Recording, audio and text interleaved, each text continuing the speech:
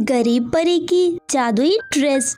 अंजलि परी अपनी सौतेली माँ के साथ रहती थी और नए साल में बस कुछ ही दिन थे तो अंजलि परी नए साल को लेकर बहुत ही ज्यादा खुश थी, पर उसकी सौतेली माँ उसे बिल्कुल भी पसंद नहीं करती थी।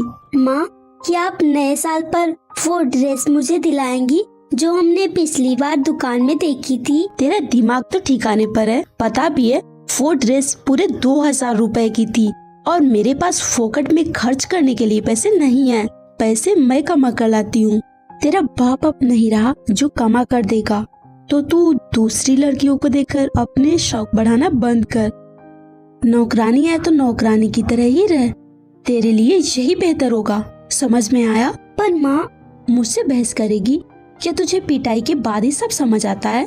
कान खोल कर सुन ले, नया साल आने वाला है और नए साल पर मेरी सारी फ्रेंड्स यहाँ कर पार्टी करने वाली है, तो सारी पार्टी की तैयारियां तुझे ही करनी है और साथ ही साथ खाना भी बनाना है। पर माँ, मैं इतना सब कैसे कर पाऊंगी? कैसे कर पाऊंगी का क्या मतलब है? खाती तो भर भर कर है, तो तुझसे ये काम भी नहीं होगा। मुझे किसी भी हाल में सारी तैयारियां पूरी चाहिए, वरना तो सोच ही सकती है मैं तेरा क्या हाल करूंगी। फिर अंजलि परी किसी भी तरह नए साल की तैयारियां करने लगती है।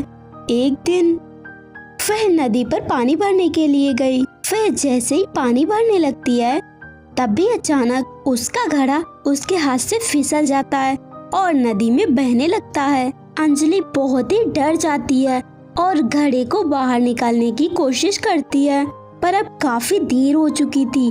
मटका नदी के अंदर जा चुका था। अब मैं क्या करूंगी? माँ तो मुझे घर के अंदर तक नहीं आने देंगी। काश मुझे कोई दूसरा मटका मिल जाए। तुम्हारी इच्छा जरूर पूरी होगी। कौन है? किसने मेरी इच्छा पूरी करने की बात की? मैं एक जादुई ड्रेस हूँ। क्या? तुम तो एक ड्रेस हो और तुम बोल भी सकते हो? हाँ बिल्कुल, मैं एक जादुई ड्रेस हूँ और हमेशा गरीब लोगों की मदद करता हूँ। अच्छा, तो क्या तुम मेरा घड़ा वापस ला दोगे? बस इतनी सी बात। ये लो, ये एक जादुई ड्रेस है और तुम इससे सोने का घड़ा भी मांग सकती हो, क्योंकि ये एक जादुई ड्रेस है जो हमेशा तुम्हारी मदद करेगी। अंजलि परी उस ड्रेस को लेकर अपने घर आ जाती है और वह ड्रेस पहन लेती है, तो वह जो भी मन में सोचती वह पूरा हो जाता था। ये सब देखकर वह बहुत ही ज्यादा खुश थी, पर उसकी सौतेली माँ को जब इस बारे में पता चलता है तो वह उससे जलने लगती है। सुन, चुपचाप ये ड्रेस मुझे दे दे। नहीं माँ, मैं इसे नहीं दे सकती। तेरी इतनी हिम्मत, तू मुझसे जुबान लड़ाएगी? मैं भी देखती हूँ तू ऐसा कैसे करती है। मैं इस ड्रेस के साथ ही तुझे जला दूंगी। उसकी माँ जैसे ही अंजलि परी को जलाने की कोशिश करती है तो अंजलि परी की जगह वह खुद ही जलने लगती है, पर अंजलि परी उस ड्रेस से कहकर अपनी सौतेली माँ को बचा लेती है और उसकी माँ को भी अपने किए पर बहुत ही पछतावा होता है।